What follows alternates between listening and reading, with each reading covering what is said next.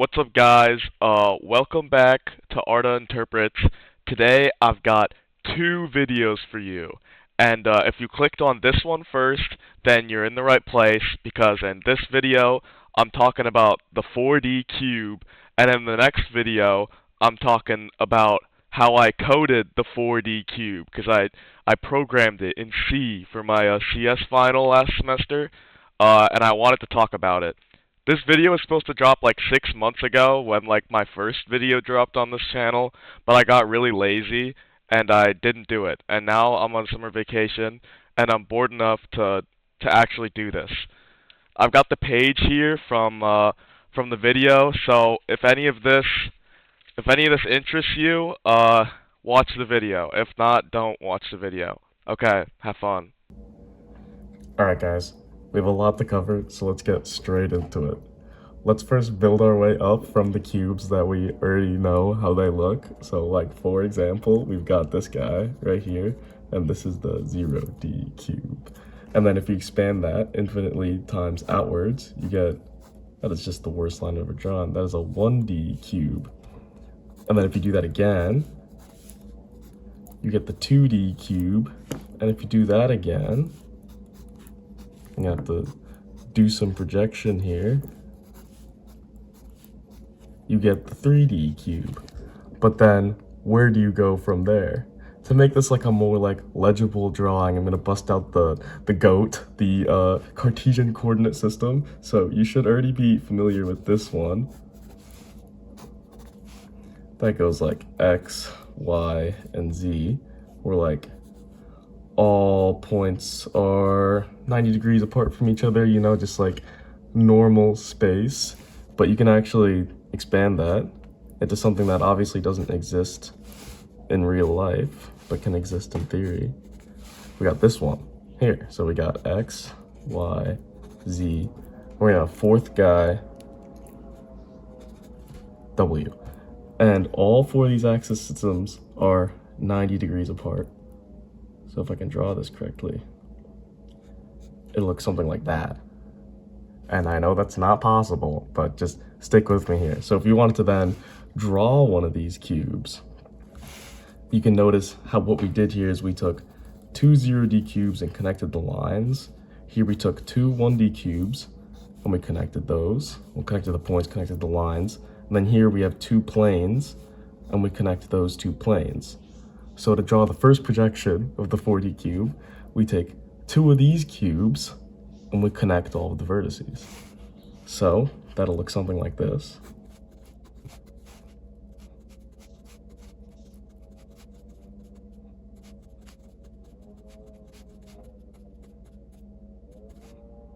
Something like that.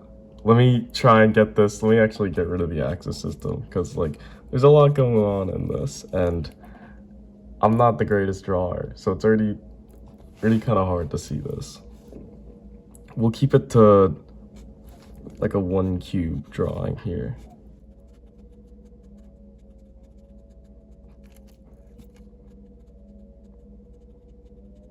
So if you can see these two cubes here, so pretend this is 1 cube, this is the other cube. To construct the 4D cube, you have to connect all of the vertices. So those 4 corners connect to these 4 corners. Bam! And that's your orthogonal projection. So there's a few properties of this we can look at if we make this bigger. I'm gonna do like a 3x3 unit cube. Let me draw this one out really quickly.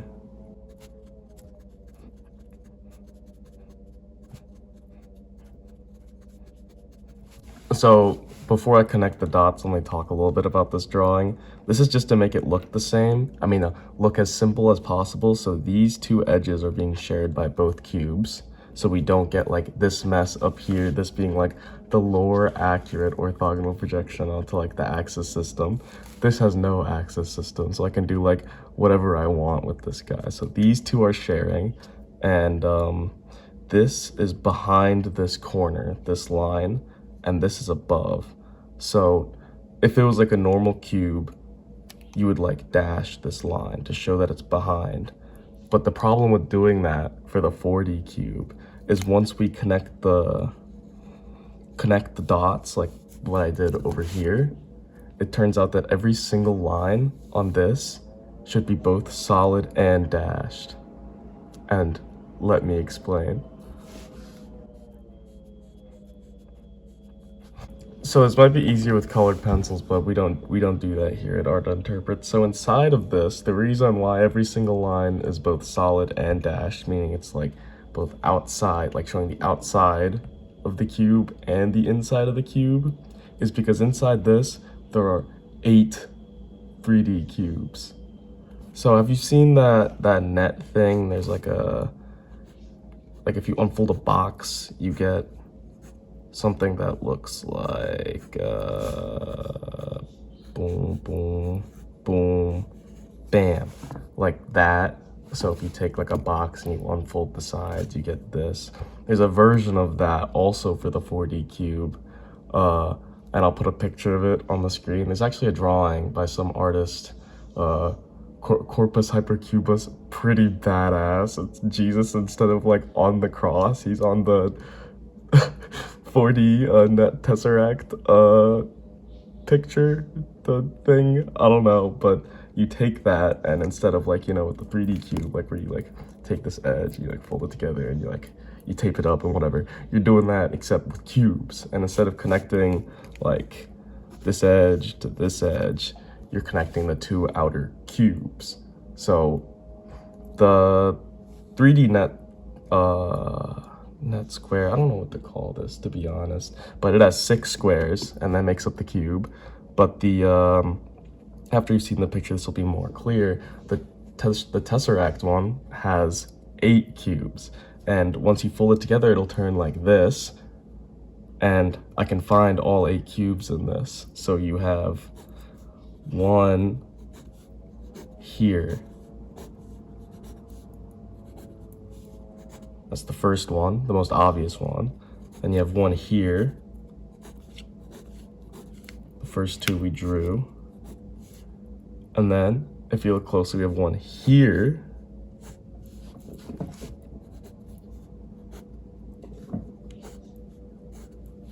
Okay.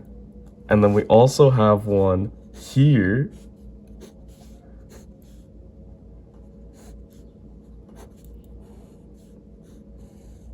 So that's 4. And then, then we have 1 here.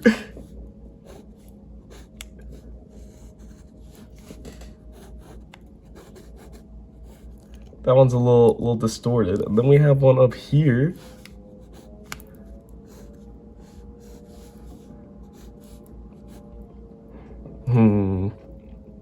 Where are the last 2? I've got to think. Oh, I found it. We have 1 here. And we have 1 here.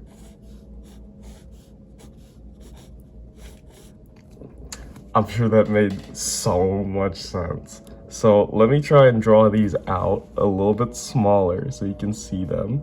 So obviously we have 2 cubes to the sides. You have these guys. I'll not draw but this thing. That's confusing. You don't even know what these things. And we have one over here. That's the cube. That's those 2. And we have ones that are looking like this way. That's the first one down there. And we have one looking this way. Over there. And the next one way harder. So we have, try and look at like the bottom of this. Okay, but that makes sense. And there should be a cube that looks like this. Let me try it this way. Like that. And we'll have the same one at the bottom of that cube. Do you see that? It's like this. Okay, and it's this thing at the bottom. And there's another one at the top here. Right? I'll do that over here. Kind of switch the side. All these cubes are going to be super wonky because I'm trying to draw a 3D orthogonal means perpendicular projection of this 4D cube and then draw that on paper like you would just draw a normal cube. So it makes all of these look really wonky. All of these look normal in 4D space. In fact, actually, every single one of these lines is perpendicular to every single one of these lines in 4D space. Like these 2, that is not 45-degree angle, that is a 90-degree angle, okay? Now let's find the last 2. I only have 6 here. These 2 are hard to find. I see it. There should be a cube. That looks like this. Right here, to like the right. See that guy? And another one on the left, out of room here, so that also exists here, only really small. Bam. And in this drawing specifically, you have like the these like mid lines that come in, where like in like a normal 3D projection, these would be dotted lines to show that that's like behind the cube, you know? I'd hope you've seen that. So, but like in this, like it would in theory make it simpler to like dot some of the lines to show like the outside of the cube. But since there's so many of these subcubes inside here, it turns out every single line is solid and dotted. Meaning like it's solid for one of these, but dotted for another. Does that make sense? All right, now moving on to one other thing. Also, actually, before we move on to the Tesseract, the main topic of discussion for this video, other thing is all of these 3D cubes are flat in 4D space. So if we come back up to this guy, you see how the 2D squares are like flat in 3D? Like the thinnest thing you can have in our world is a piece of paper. And like that's like basically flat. Technically it's not, but like it's basically flat. And it can be seen as like a 2D axis system. In 4D space, 3D cubes are flat because they have no depth in the W axis system. So if you were a 4D being and you wanted a 3D sheet of paper, it would have like the tiniest bit of 4D depth, because it's actually impossible to have a completely thin 2D thing in 3D space. So the same thing with 3D to 4D. And yeah, it would be flat. So as a wrap up, this cube, okay, is made of 8 subcubes. All right, it has 16 vertices and 32 edges. And 3D cubes are flat inside of it. So let's make that more sense. So 3D cube has 8 vertices and 12 edges, because you have the 4 edges that make up each of the squares, and then 4 more to connect all of the squares. So then this guy here has all 8 vertices for the one cube that I drew, and then all 8 vertices for the other cube I drew, meaning it has 16 vertices. And those are all the vertices, because all the cubes share these vertices. Let me just draw these out. In this picture, we're missing 2 because these 2 are overlapped by 2. Remember, to make the drawing easier. So there's there's 16 of those. 4, 8, 12, 16. And then 32 edges, because there's 12 edges for each cube. So 12 here, 24 here. But then you need 12 more edges to connect all of them in 4D space, in the W space. All right, that should be enough to get to rotations. So this is cool, all right, but this is a static object. This projection kind of breaks if you try and move it, or specifically rotate it at all. So people have come up with a different looking thing to show what this would look like when it rotates. And it's called the Tesseract, and it's way harder to draw, but way easier to look at a Wikipedia article and watch the GIF and be like, wow, that's cool. I have no idea what that means, which was me for a while, but let's try and break it down. So what this thing looks like, if you haven't seen, I'm gonna put a picture, but I'm also gonna try and draw it. So you have some cube, kind of you, more fucking. Oh my god, it's horrible. I'm trying to let me just draw this actually. So we have a cube here. We use the same kind of wonky projection to keep this. And then you have like not one closer. You have a big cube around it. So you have now a big cube like this. And then you connect all the vertices. So now, okay, instead of the 2 cubes being side by side to each other, in this one, I keep forgetting that my camera doesn't. Okay, so in this one you have the 2 cubes that are side by side, and you connect all the dots, all right, to make the 4D cube. In this one, you have 2 cubes where one is inside of the other. And it's called like a perspective projection. So now you still connect the dots,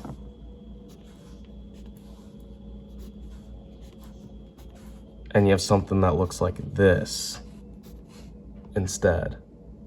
And it's got the same number of vertices, same number of edges, and also, which took me a while to figure out, the same number of 3D projections. So instead of the cubes looking like kind of like cube shaped in the orthogonal projection, because it's trying to preserve the angles of the cubes as much as possible, this one doesn't give a shit about the angles of the cubes. It's just trying to show rotations. So your 8 subcubes are like on the outside, and they kind of look like, is it a rhombus? No, I think it's a trapezoid. They look like trapezoidal. So obviously you have the inside one. I'm not going to draw that again. You have the outside one. Those are the first two. And then you have like this guy. That's a cube, a 3D cube. You have this guy. I'm drawing before. Yeah. I might focus on these. They don't actually look like cubes. Yeah, this one's much easier. Something like that. And then yeah, you connect all those. And then you go on the side. Something like that. And then 1, 2, 3, 4, 5, 6. Or the last two. I forgot that. So check out. These last two are the bottom and side. I forgot to, you guys, I have this one on top. So there's also one on the bottom that looks like this. Okay, we're talking. There's one here that looks like this. That's better. That makes way more sense. So this one tries to preserve angles and makes them look like 3D cubes, but then loses rotation. This one preserves rotation about planes, but then kind of loses angles, as these no longer really look like cubes.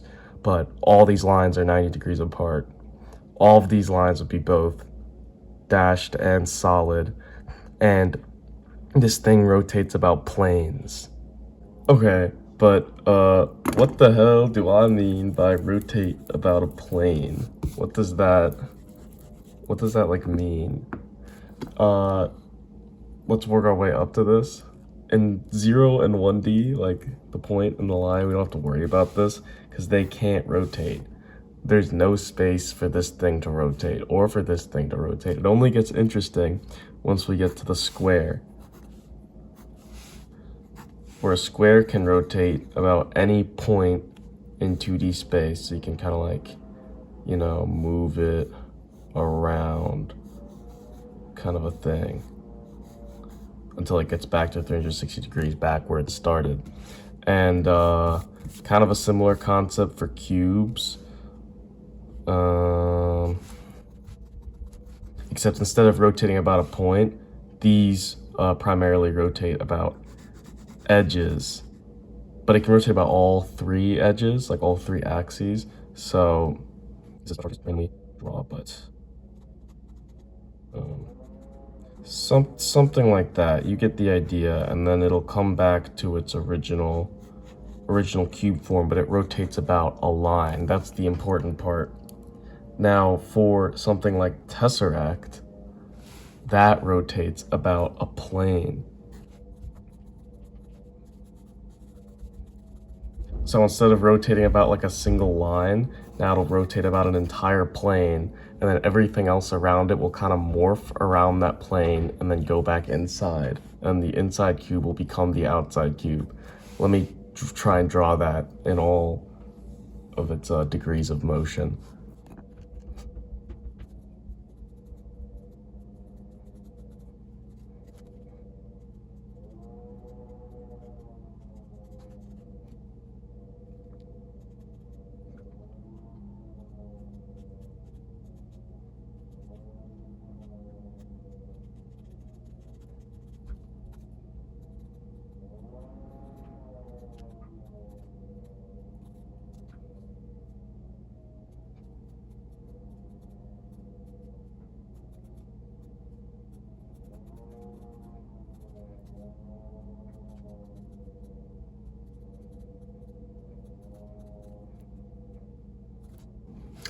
So this, I might be spending a little in this information with this drawing, but it's something like this, where like the inside cube, alright, pushes to one side, comes outside of it, takes over from the outside one. This is definitely the worst drawing here. And then becomes the outside cube, and then what once was the outside cube shrinks inside and becomes the inside cube again. So like the entire thing in our projection looks like it's morphing around the plane. In 4D space, it makes complete sense. And I actually ended up coding this thing, so now let's get into the code.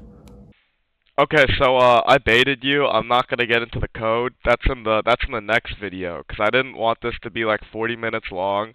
So I hope you enjoyed. If that sounds interesting, go watch that video. And if it doesn't, then don't. You can do whatever you want. All right. Thank you for watching. Goodbye.